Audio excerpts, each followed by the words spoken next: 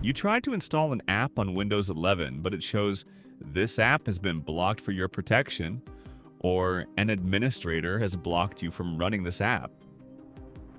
In today's video, I'll show you how to fix this problem. So, let's get started. First, let me try to install this app.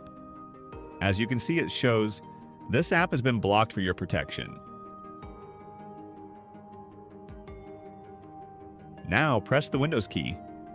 In the search bar, type Registry Editor. When it appears, right-click it and select Run as Administrator.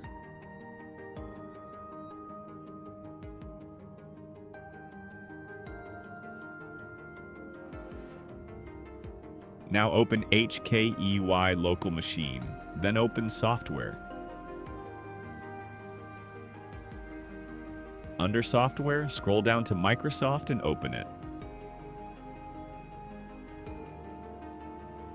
Under Microsoft, scroll down to Windows.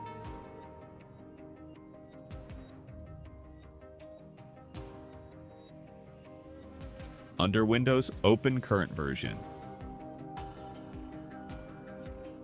Under Current Version, scroll down to Policies.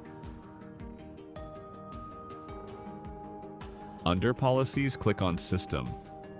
On the right side, double-click Enable LUA. Change the value from 1 to 0, then click OK.